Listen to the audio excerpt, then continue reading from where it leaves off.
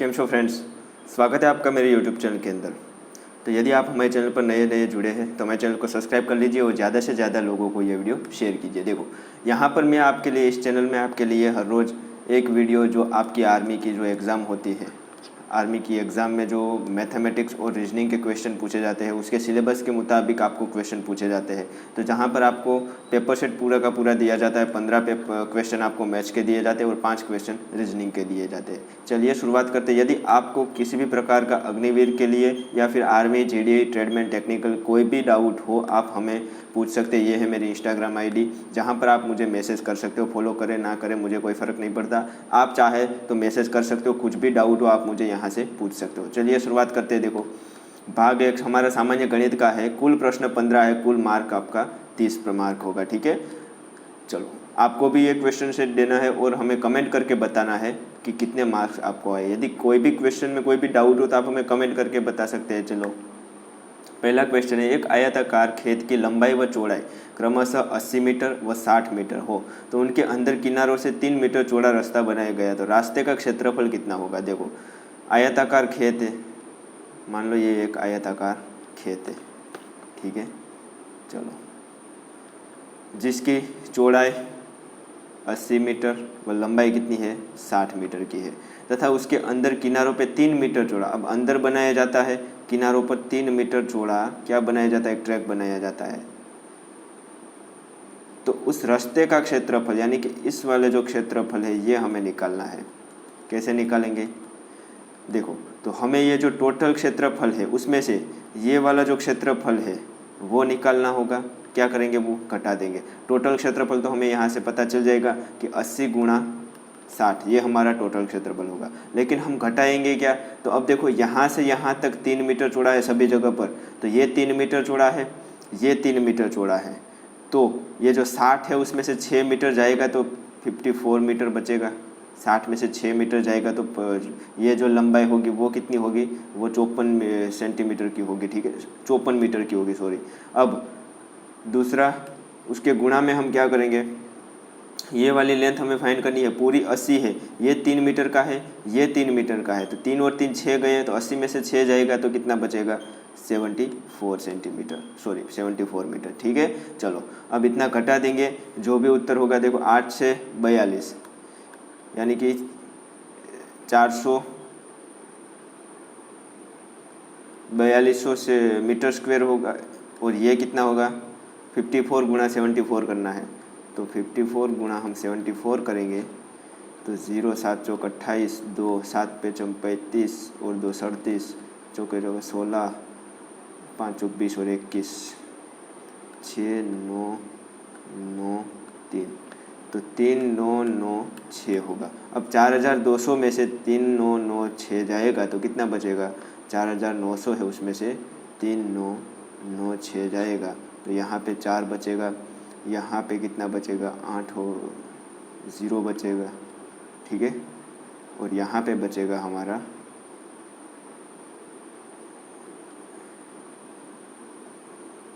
2, यहाँ पे 48 होगा। 4800 यहाँ पे 8 6 48 होगा और यहाँ पे 9 और 8 बचेगा, यानी कि 804 ये वाला जो क्षेत्रफल है उसका, ये वाला जो एरिया है उसका क्षेत्रफल, वो जो ट्रैक है उसका क्षेत्रफल कितना होगा, 804 मीटर स्क्वायर होगा। ठीक है, बस उसी प्रकार से करना है। अगला है, देखो, क्या है, a माइनस बी जेम a प्लस बी, यानी कि इस प्रकार से लिख सकते हैं, a बटे में 5 है तो a square minus B square बटे में a square plus B square बराबर कितना होगा, ये हमें फाइंड करना है। कैसे करेंगे, देखो, तो मैं क्या करता हूँ कि a माइनस बी है तो a प्लस बी से ऊपर और नीचे गुणा कर देता हूँ, a प्लस बी से ऊपर नीचे गुणा कर देता हूँ तो ये a square minus B square होगा और ये a plus B whole square होगा और वो कितना होगा, 1 बटे में 5 होगा। ठीक है, ऊपर नीचे हमें a माइनस बी से गुणा किया। अब यहाँ से a square minus B square value वैल्यू कितनी आएगी, a square minus B square value वैल्यू आएगी a प्लस बी स्क्वायर बटे में 5 जितनी आएगी। ये वैल्यू हम यहाँ पे रखेंगे ए प्लस बी स्क्वायर बटे में 5 और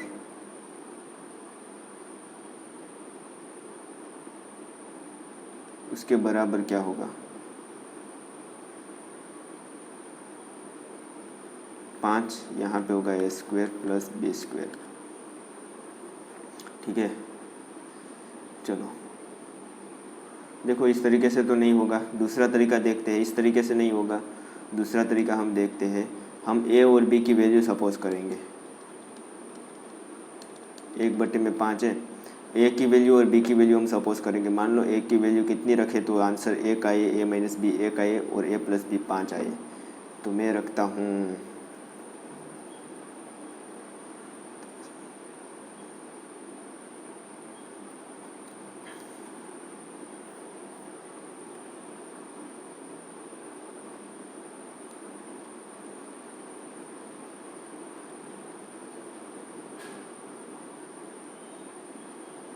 ऐसी कौन सी वैल्यू रखे,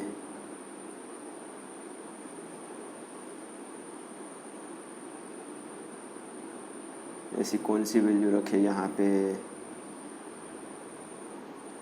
ए माइनस बी बराबर 1 ए प्लस बी बराबर 5 दोनों का योग करें तो 2a बराबर होगा 5 और 1 6 ए बराबर 3 बी बराबर कितना होगा 2 होगा। हाँ, ए और बी की वैल्यू हमें 3 और 2 रखेंगे तो ए माइनस बी कितना आएगा 1 आएगा और ए प्लस बी 5 आएगा। ठीक है, इस प्रकार से हम कर सकते हैं। ए और बी की वैल्यू यहाँ पे रखते हैं तो ए स्क्वायर यानी कि 3 का स्क्वायर यानी कि 9 माइनस 4 बटे में 9 प्लस 4, तो 9 में से 4 जाएगा तो कितना बचेगा 5 बचेगा और 9 और 4 13 बचेगा। तो 5 बटे में 13 यहाँ से आपका आंसर आ जाएगा। ठीक है, यदि आपको किसी भी तरह से हल नहीं हो रहा है तो ए और बी की वैल्यू आपको सपोज करनी। कितनी सपोज करेंगे तो ए माइनस बी बराबर हमारा 1 होना चाहिए और ए प्लस बी बराबर हमारा 5 होना चाहिए। ऐसी ए और बी की वैल्यू हम फाइंड करेंगे। ठीक है, हमने फाइंड कर ली।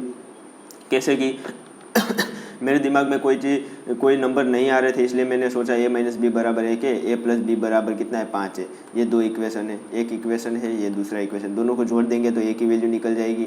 हाँ, 3 निकल गई, बी की वैल्यू निकल गई, बस वो हमें रखा है। इस प्रकार से भी आप कर सकते हो। चलो अगला है, घन का आयतन क्या होगा यदि उसकी भुजा x मीटर है। देखो ये x गुणा m है, x मीटर है, क्या है x मीटर है, तो उसका आयतन क्या होगा यदि घन का भुजा हमें दी हुई है। तो आपको पता है x क्यूब उसका आयतन होता है, मीटर क्यूब में आएगा। ठीक है, x क्यूब मीटर क्यूब, आयतन हमेशा मीटर क्यूब में होता है। तो ऑप्शन नंबर बी हमारा सही होगा, x क्यूब मीटर क्यूब। चलो आगे बढ़ते हैं, अगला क्वेश्चन है, हल करना है इसे। तो पहले 11 वाले पद है तो इसे हमने लिखना है 6/11 प्लस 9/11 15/11 होता है।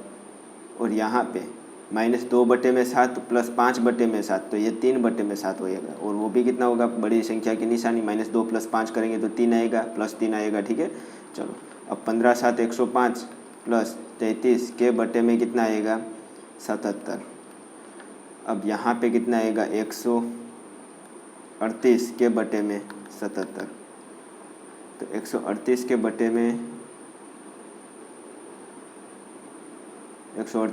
में 77 कहीं पे है नहीं है, क्यों नहीं है, ये तो 3 है, ये तो सही है। और यहाँ पे और भी है, ये और भी क्या हमने 5/7 और फिर दूसरा भी एक 3/7 है। तो 3 और 3 6/7 होगा। तो यहाँ पर क्या होगा और भी 6/7 होगा मेरे दोस्तों, वो भी गलत है। 15/11 प्लस 6/7 करना है। 15 7 105 प्लस 11 6 66। तो यहाँ पे 66 के बटे में इस प्रकार से होगा। तो अब 66 एक ऐड करेंगे तो 1617 होगा, 1/77। तो ये वाला ऑप्शन कहाँ पे है, ऑप्शन नंबर सी में है, तो हमारा वो वाला ऑप्शन सही होगा। ठीक है, तो ऑप्शन नंबर सी हमारा यहाँ पे सही होगा। चलो अगला क्वेश्चन है, संख्या 18225 का वर्गमूल निकालना है। वर्गमूल निकालना है। अब 225 में लास्ट में 25 है, तो मैं आपको हर बार बता रहा हूँ लास्ट में 25 हो तो एक अंक 5 होगा। और यहाँ पे यदि 182 है तो आपको देखना है किन दो क्रमिक संख्या का गुणा 182 हो रहा है। तो मैं बता दूँ 13 और 14 का गुणा कितना होगा 182 होगा, उसमें से आपको 13 उठाना है। और यहाँ पे छोटी संख्या उठा के यहाँ पे रख देनी है। तो 135 का वर्गमूल आप करने जाएंगे तो कितना होगा, 18225 होगा। ठीक है, चलो आगे बढ़ते हैं। अगला है संख्या 4096 का घनमूल कितना है। अब घनमूल निकालना है, तो यदि निकलता होगा तभी यहाँ पे दिया हुआ ऑप्शन आपका सही तरीके से दिया हुआ है। अब देखो एकांक 6 है, तो घनमूल का एकांक भी क्या होगा, 6 ही होगा। अब आपको देखना है कौन से ऑप्शन में 6 हमारा मैच हो रहा है एकांक, तो ऑप्शन नंबर सी में मैच हो रहा है, यानी कि वही हमारा सही आंसर होगा। ठीक है, अब यदि 16 का घन करके भी देख लो तो भी आपका आंसर 4096 भी आएगा। ठीक है, चलो अगला है। एक दुकानदार ने 20 kg चीनी ₹300 में खरीदी और 8% लाभ पर बेच दिया। कितने में बेचा, 8% के लाभ पर कितने में बेचा। देखो 300 रुपीज़ में उसने खरीदी और 8% का लाभ हुआ कितने पे, यदि 100 पे 8% का होता तो 108 हो जाता, तो 300 पे कितना होता। तो इस प्रकार से करते और इस प्रकार से 8 या 24 और 2 यहाँ पे, और 324 रुपीज़ में वो बेचता। 324 कहाँ पे है, 324 हमारा ऑप्शन नंबर ए में है, यानी कि वो हमारा क्या होगा, सही आंसर होगा। चलो अगला है, ये वाला जो इक्वेशन है उसमें से ये वाला इक्वेशन घटाना है, यानी कि 10x - 4x² - 8x² + 2x, इस प्रकार से करना है। अब 10x + 2x यानी कि 12x होगा, और ये -12x²। अब आपको मैच करना है, इसे दूसरे तरीके से लिखना है, तो मैं -12x² + 12x इस प्रकार से लिख सकता हूँ। तो -12x² + 12x यानी कि ऑप्शन नंबर बी हमारा यहाँ पे सही होगा। ठीक है, चलो आगे बढ़ते हैं। अगला है, साधारण ब्याज 6% की दर से 2 साल के लिए 5000 रुपये का ब्याज कितना होगा।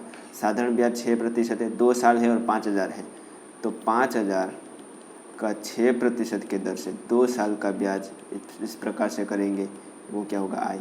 वो कहाँ से आया, वो PRN के बट्टे में 100 से ये फॉर्मूला हमने यहाँ पे लगाया है। 2 0 यहाँ से कट जाएंगे, 6 दूनी 12 5 60, तो 600 रुपीज़ क्या होगा, उसका ब्याज होगा।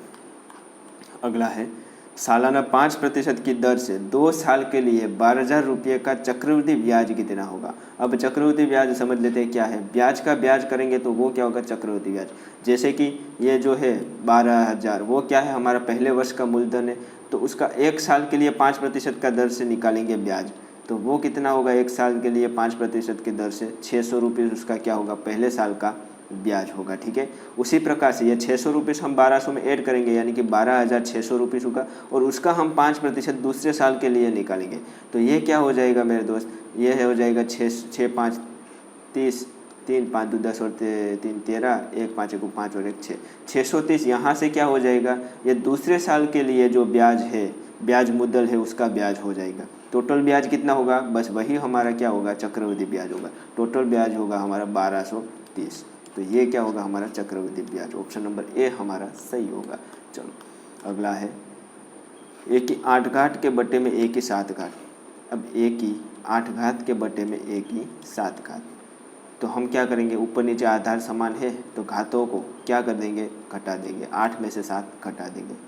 ठीक है, तो 8 में से 7 घटा जाएगा तो एक ही, 8 में से 7 जाएगा तो 1 बचेगा, यानी कि ए ही बचेगा आपका आंसर। तो ऑप्शन नंबर डी यहाँ पे हमारा सही होगा। ठीक है, चलो घातांक और कर्णिका है ये।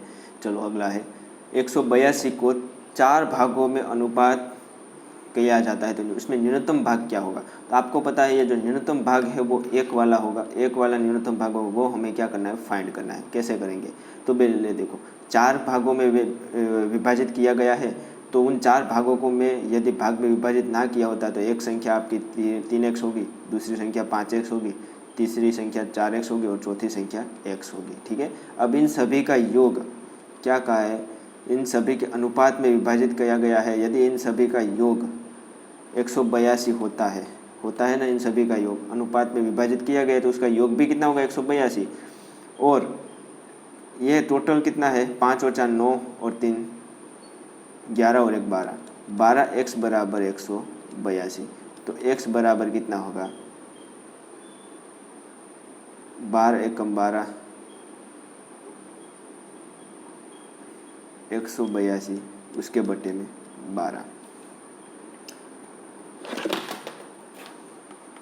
5 और 4 9 3 10 11 12 और 1 13 13 होगा ना, 13 होगा, ठीक है। 5 और 4 9 और 3 10 11 12 और 1 13 होगा यहाँ पे, ठीक है। यहाँ पे बटे में 13 आएगा। तो 13 एकम 13, 13 5 कितना होगा, 13 4 52, तो 14 होगा। तो 14 क्या होगा, देखो अब x की वैल्यू 14 होगी। अब x की वैल्यू यहाँ पे रखेंगे तो सबसे न्यूनतम भाग मिल जाएगा, और वो कितना होगा, 14 होगा। सबसे महत्तम आपको भाग कहना है तो 14 है जो, वो यहाँ पे रखेंगे तो 14 28, तो 28 सबसे बड़ा वाला भाग होगा, ठीक है। चलो आगे बढ़ते हैं, अगला क्वेश्चन है, एक कैंटीन में एक सप्ताह के लिए 28 दर्जन किलो की आवश्यकता होती है, तो 47 दिन के लिए कितने किलो की आवश्यकता होती है। देखो यहाँ पे संख्या दी हुई है दर्जन में, और हमें निकालनी है संख्या में। एक दर्जन में आप निकाल सकते हैं कितने केले होते हैं, तो 28 गुणा 12, ये टोटल केले की संख्या हो गई। अब 47 दिनों के लिए कितने किलो की आवश्यकता होती है। यदि 7 दिन के लिए इतने किलो की आवश्यकता होती है, तो 47 दिन के लिए कितने किलो की आवश्यकता होगी। ट्रिपलेट लगाएंगे तो 28 गुणा 12 गुणा 47 के बटे में 7, 7 से ये 4 बार रहेगा। अब 12 चौक 48, उसका गुणा हम 47 से करेंगे। 48 का गुणा हम 47 से करेंगे, 0 4 8 32,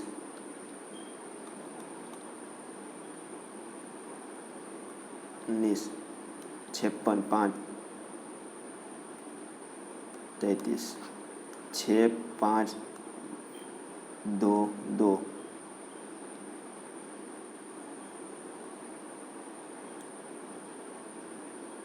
2 2 5 6, तो इतने किलो की आवश्यकता होगी। 2 2 5 6 यहाँ पे ऑप्शन नंबर ए में मैच हो रहा है, यानी कि इतने किलो की उसे आवश्यकता होगी। कितने दिन के लिए, 47 दिनों के लिए।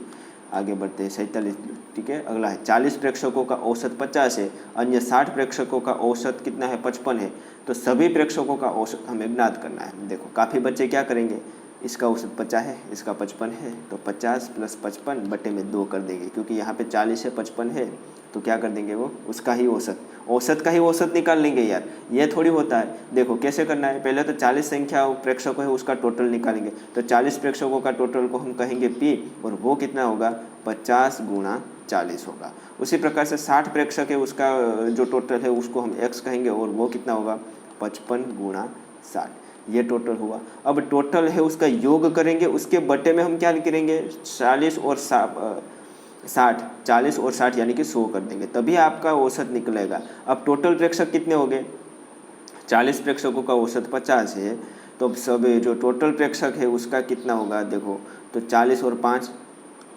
2, 2000 हुआ, ये 5 चौक 20 से ये 2000 हुआ, और ये कितना हुआ, 6 5 30, 3 6 5 30 और 33, तो 3300 हुआ। उसके बटे में क्या करेंगे, हम 100 करेंगे। समझ में, 100 किस लिए मेरे दोस्त, क्योंकि 60 और 40 कितना हो रहा है, 100 हो रहा है। टोटल प्रेक्षक 100 है, 100 से 00 से ये 00 इस प्रकार से कट जाएगा, बचेगा क्या, 53, तो 53 हमारा क्या होगा, ये जो सभी प्रेक्षक है उसका औसत कितना होगा, 53 होगा। चलो आगे बढ़ते हैं, अगला है, यदि किसी संख्या तथा उसके व्युत्क्रम का योग 17 बटे में 4 है, यानी कि क्या दिया हुआ है पता है, x मान लो वो संख्या है, तो x + 1/x, वो कितना दिया हुआ है, 17 के बटे में 4 दिया हुआ है। तो हमें वो संख्या निकालनी है, यानी कि x की वैल्यू निकालनी है। अब यहाँ पे हमें थोड़ा सोचना है, ऑप्शन देखकर ही सोचना है। ऑप्शन देखकर क्या सोचना है, क्या यहाँ पे x के स्थान पर 5 रखने से हमें 17 बटे में 4 मिलता है, देखते हैं। 5 रखने से देखते हैं, तो 5 + 1 के बटे में 5, 55 55 25 और 26 के बटे में 5 हो रहा है, यानी कि ये 17 बटे में 4 नहीं है, तो ये वाला ऑप्शन नहीं होगा। अब 4 रखने से होता है, तो 4 + 1 बटे में 4, चौके चौके 16 और 1 17, तो 17 के बटे में 4 यहाँ से हो रहा है, यानी कि ये वाला ऑप्शन हमारा सही होगा। आप कहेंगे कि दूसरा तो 1/4 है, तो x के स्थान पर 1/4 रख दो तो भी आपका आंसर वही आएगा। तो 1/4 प्लस 1/x के नीचे में रखेंगे 1/4, अंश का हर कहाँ पे जाएगा, अंश में, तो 4 + 1/4 कितना होगा, वो भी आपका 17 बटे में 4 होगा, यानी कि इसके 2 वैल्यू हो गए x के, ठीक है। चलो अगली बात करते हैं। अब यहाँ पे मैथमेटिक्स के सभी क्वेश्चन खत्म हो गए, अब बात करते हैं रीजनिंग की। तो 15 में आप क्वेश्चन मैथमेटिक्स के हो गए, तो 5 क्वेश्चन आपको रीजनिंग के भी देखने को मिलेंगे, बिल्कुल नॉर्मल हो गए। देखो क्या है,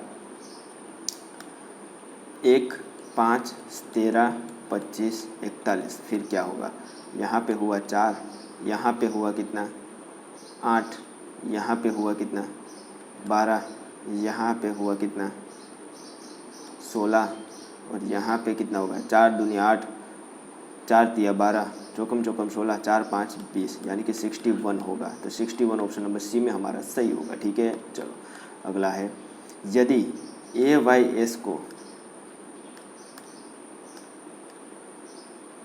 ए वाई एस इसको बी ए टी लिखा जाता है, बी वाई एस को ए में क्या हुआ +1, ए से बी हुआ यानी कि +1 ऐड हुआ, यहाँ पे +2 ऐड हुआ और यहाँ पे +1 ऐड हुआ, एस से टी हुआ। ठीक है, बस वही सेम प्रोसेस यहाँ पे करेंगे। तो बी में +1 करेंगे तो सी आएगा, वाई में +1 करेंगे तो ए एस में टी, यानी कि सी ए टी वाला ऑप्शन आपका ऑप्शन नंबर सी यहाँ पे हमारा सही होगा। चलो, अमित ने कहा, अमित क्या कहता है कि ये लड़की मेरी माँ के, अब मेरी माँ यानी कि अमित है, तो अमित के माँ